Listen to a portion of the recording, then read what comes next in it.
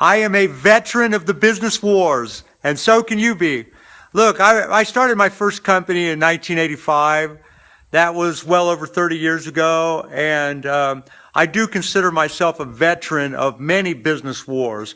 The great French revolutionist Victor Hugo, shut up, dog. The great French revolutionist Victor Hugo said, "Those who live are those who fight." I love that, man. Isn't that a great quote? I mean, that is worth putting a tattoo on your body. Victor Hugo, those who live are those who fight. And in business, you know, every day is a battle. Every day is a battle. Now, the difference between me now at 57 years of age and me when I started my first business back in 85 is the fact that when you get to be an old guy, you got to choose your battles very, very, very carefully. And not only that, but you have to be perfectly willing to lose some battles in order to win the war. And you have to kind of know what the war is then, really. I mean, because when I was young, everything was a battle for me. I mean, you looked at me the wrong way, I let you know about it. I mean, I was never a tough guy in a physical sort of way. Every fight I was ever in, I always got my ass kicked, every single fight. And I was in quite a few. But I always got beat up. I was never very physically strong or an accomplished fighter or anything like that. I wasn't mean-spirited enough in that regard. I got my ass kicked a whole bunch of times, but that's okay. That's all right. I deserved it a lot of times because I got up in front of guys that were a lot bigger and meaner than me, and I got in their face, and they let me pay the price. But in business, every problem was a battle. I mean, every day I was at war. I was constantly angry and you know, pissed off at everybody and letting everybody know it. And I was one of those hard driving, hard charging entrepreneurs. I remember 25 years ago getting so angry, different situations that I actually thought I was having a heart attack, and I probably was starting to maybe have a heart attack. I have to sit down, my chest would be hurting. Now here's the cool part. And here's the good thing about getting older, because there's not a whole lot of the good stuff about getting old. It kind of sucks, really.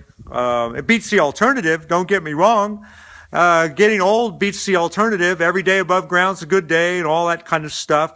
But the coolest thing about getting old, and for those of you that are younger, I hope that you'll live to see this. The things that used to bother me for like months, I'd be pissed off about. And I remember very clearly certain situations that just made me so angry.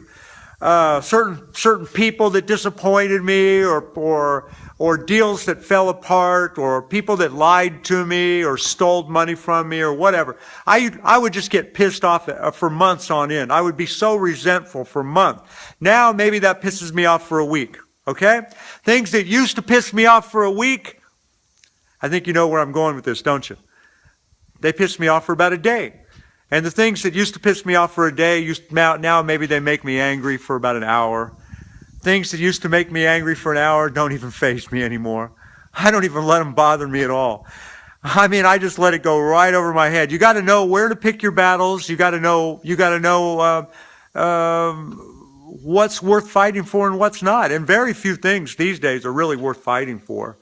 In the end, you know, you've got to keep all of your energy focused on moving forward, working out all of your goals and dreams. And if every day becomes a war kind of thing and a battle, then you're going to lose all of your precious energy and your focus. And so many things just aren't worth fighting for. In the end, just your pride or whatever, screw all that. Who cares about all that? When you're a young person, though, or at least if you're like me and a lot of young people that I see, they don't know where to pick their battles. They've never thought it through. They don't realize that you know, you have to lose some battles in order to win the war. You got to think holistically and think bigger about everything. And don't let it get you down. There's nothing that's worth it. And in the end, a lot of entrepreneurs do die of heart attacks and stuff like that. They get so angry, resentful, bitter, burned out, frustrated. I've met so many entrepreneurs like that. And I have become like that at different times too. So it's something that we all have to fight. And anyway, I hope something here has helped you. Remember, those who live are those who fight, and those entrepreneurs who make it long term are those who fight. And yet there's fighting for what you want, and there's fighting against things. My crazy neighbor here. Fighting for something or fighting against something. I think you should fight for what you want. Fight for your sanity. Fight for your business. Fight for your future, the people that you love, the people that you care about, the projects that you're passionate about. Fight for everything good. And what you fight against becomes fewer and fewer and fewer and further between kinds of things. Because in the end, you have to learn to just to let go of certain things and pick your battles carefully and be willing to lose some battles in order to win the war. Know what the war is. So I guess that's the place to end this video. What does the war mean to you? Think about it. I hope something I've said here has helped you. Always looking for great joint venture partners. That's one of the reasons I'm making these videos. And so I've got some great business opportunities.